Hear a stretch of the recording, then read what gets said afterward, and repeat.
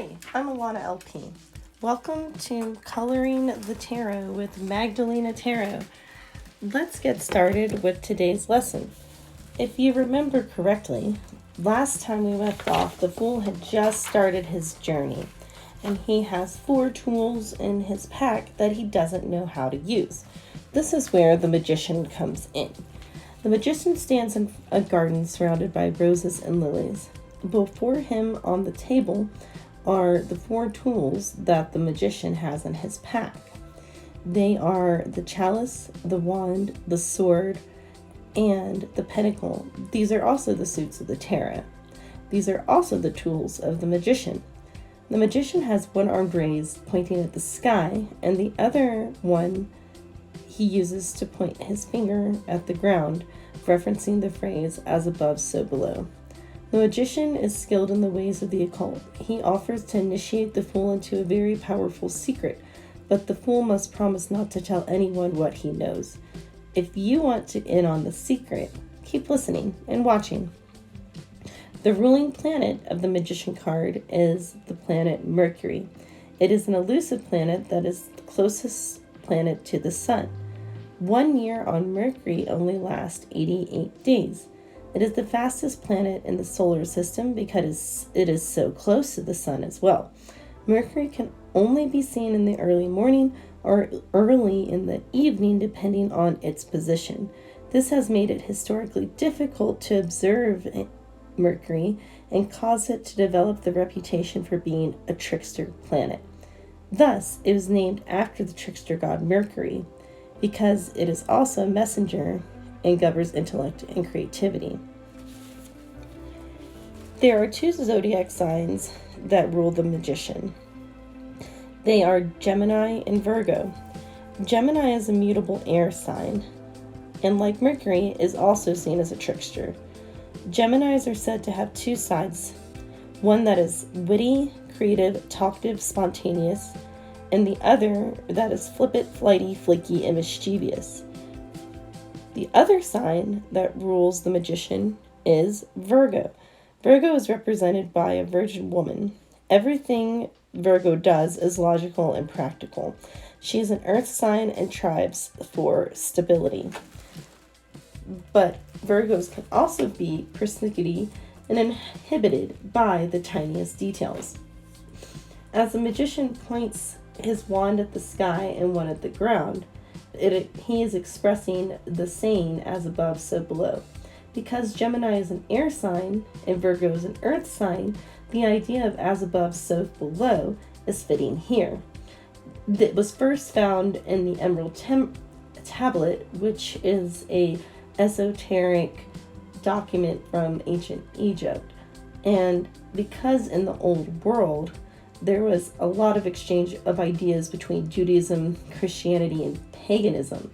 You can also find the idea in the Lord's Prayer and the line, "Thy kingdom come, thy will be done on earth as it is in heaven." St. Peter also used the exact phrase, "as above, so below." In Acts 19, talk about the signs that will appear at the end of days. How do these 2 signs, when viewed together, express this phrase? How does this express the power of the Magician? And what does this phrase, "as above, so below," indicate about the secret the Magician is going to teach the Fool? The Magician is also ruled by the number 1. This number represents the Magician as he becomes a teacher in the Fool's new beginnings. The Fool is still at the beginning of the journey. His enthusiasm hasn't waned. He's eager to gain as much knowledge as he can. He has one of each tool to learn how to use. He is on a quest to answer one secret and one secret only, the secret of oneness with the universe. And the journey starts here. As always, there's also Kabbalah woven into the tarot because the Rider-Waite deck was a Gnostic tarot deck. The Magician represents the 12th path of the tree of life, which is the connection between Kether, the divine source, and Bina, the reflection of God as the divine mother. Through this connection, we find the understanding of the law of attraction. The letter that represents this path of the tree of life is the second letter of the Hebrew alphabet, Bet. which means house. And if you look at the tree of life, the path in the image does indeed look like part of the roof of a house. If you look at the shape of the actual letter, you'll see that only one side is open. In order to use your will to build your house, you must understand how to channel your will to first flow in the direction of giving. Then abundance will flow back to you like a circuit. Or, in other words, every action has an equal and opposite reaction. The magician has 4 tools through which he projects his will. These tools are also the aces of the tarot. They are the Ace of Pentacles, the Ace of Swords, the Ace of Chalices or Cups, and the Ace of Wands. So we have Wands, Chalices, Swords, and Pentacles.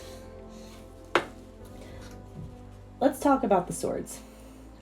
If you're also building an altar, the swords would be substituted with an athame. We studied the swords when we discussed the Fool, but let's take a deeper look at them. The sword is a symbol of the masculine ruled air. It represents the mind, which can be sharp or dull depending on its condition. It also represents the element of air, and its direction is east. This is the element that represents all things creative and philosophical. It is the power of our mind and our ideas, something that can be felt but not seen. Let's talk about the wands. The wands represent masculine energy of fire in the direction of south. In the Old Testament, the Israelites rebelled against Aaron and Moses in the desert. They didn't want them to be their leaders. God told Moses to write the names of each leader of each tribe of Israel on a staff. Whoever staff blossomed would be chosen as the leader by God. Aaron, Moses' brother, had a staff that bloomed, and just like the wands in the traditional Rider-Waite deck, Aaron's staff was kept as a reminder that divine chooses who it wishes to lead. In tarot, wands represent fire, passion, and leadership. Through mastering the power of the wands, you master physical control. The chalice is next. The chalice represents the feminine sign of water and the direction of the west. There are theories that the Holy Grail chalice was actually a symbol for the secret and hidden feminine divine. It is shaped like a womb and holds the water of life from which we are born. Water is associated with intuition, love, emotion, healing, divine inspiration, and secrecy. In other words, things that flow and change. The last tool that the magician has to learn is the pentacles. The pentacle represents the feminine element north, the feminine element earth in the direction north. It represents the realm of abundance. The 5 points of the star also represent elements. So the pentacle actually also contains all of the elements: air, fire, water, earth, and spirit. The circle around the star is another symbol of affinity. It is also thought to represent the human form and the human place in the cosmos. We are all made of stardust, after all. The circle can also represent the secrecy involved in magical practice, and the only way to be in the know is to join the circle. Colors are important in all tarot cards. For the magician, the 3 important colors are red, yellow, and brown. Red represents the passion and leadership potential the magician has. Yellow represents his creativity and intellect, and brown represents the need to stay grounded when practicing magic. Agate is the stone attributed to the magician. It is believed to strengthen creativity and also enhance studies. It's the perfect stone for the magician, who's an intellectual and a scholar. The perfume or scent for the magician is the resin gum mastic. Gum mastic is a kind of cosmic Ritalin. It increases your psychic senses and speeds up your thoughts. If you want to be able to focus on the mysteries of the magician card, use this perfume. I'll be talking more about gum mastic in the magician download that you can find on my Etsy. It's www.etsy.com etsy.com/shop/Magdalena Tower. Or you can wait for the next issue of Magdalena Tarot magazine, and I'll talk about how to use gum mastic there. So you can find Magdalena Tarot magazine when it comes out, the Magician issue, on Etsy or Amazon, just as a side note. Now, we encounter the rose and lily together as a symbol on this card. These two flowers serve as a symbol that taken individually and also together. The first symbol I want to talk about is the feminine energy of the rose. When paired with the masculine phallic imagery of the lily, it makes the masculine and feminine opposition, which is thought in magic to represent balance and androgyny. So if we want to look individually at the lily, the phallic imagery is a reference to the fact that God has both a masculine and feminine side. The lily can also refer to the virgin birth, as stated by Ruth Ann and Wald Amberstone. It was thought to be representative of the female cup, containing the essence of life, and comes from the Latin word calyx, the word referring to the cup of the lily flower. The lily also is a symbol of miraculous impregnation of virgin goddesses.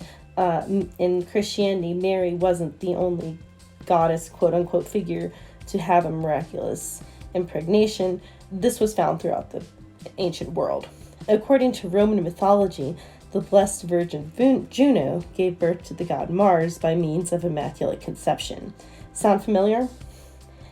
And the rose also represents the hidden feminine divine.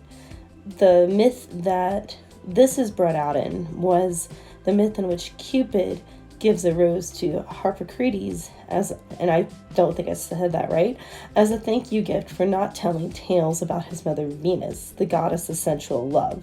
So the rose became a symbol of confidentiality in the classical Roman world. Now, this is illustrated by the phrase sub rosa, which means under the rose, and refers to telling someone a secret. Therefore, the phallic symbol of the lily, which also represents the virgin birth and the power of the feminine divine, is the secret under which the magician practices. In many religious traditions, ceremonial garb is seen as a way to set those who are performing a rite apart from the participants. Putting on a ceremonial robe is a psychological way to distance oneself from the mundane or ordinary world and enter the magical world. The magician wears two robes, the inner and outer robes of concealment. The white robe is the inner robe of concealment. It represents the true self and the part that is a spiritual being. The outer robe, the robe of outer concealment, represents the physical body and how it masks the spirit. The magician also wears a headband, which represents intellect. Now, there is a negative side to the magician. The magician offers to clue you in on the deepest mysteries of the universe. It's exciting and intriguing. You may never catch the divine, but the joy found from chasing it sometimes is enough. But it can also become an obsession. The chase can take over one's entire life and cause serious imbalances if one keeps their eyes on heaven only. The magician can also become arrogant, and having so much knowledge can cause him to hinder his practice because he doesn't think that he can learn anything new. The lesson here is to always remain grounded. Air and earth are opposites, just like fire and water, and when combined, they balance each other out. The only way to discover what you're looking for is to stay present in the moment and be thankful for all of the blessings you are receiving. So that's all that I have to share with you on this edition of Coloring the Tarot with Magdalena Tarot. However, you can study this in depth more by downloading the Magician chapter from my Etsy. I think I have it priced at 99 cents or something like that. Or you can wait for the next issue of Magdalena Tarot magazine, which you can find on Amazon under Alana LP if you're having a hard time finding it. And that will contain not only the lesson of the magician, but an astrology lesson, an installment of a short story, or not a short story, but an installment of a serialized story I wrote, interviews, art, and more. I'm also open to submissions. So check that out too. Thank you for tuning in again to Coloring the Tarot with Magdalena Tarot. Next time we'll be studying the High Priestess. Enjoy the rest of Taurus season, and I'll see you in Gemini. Bye-bye.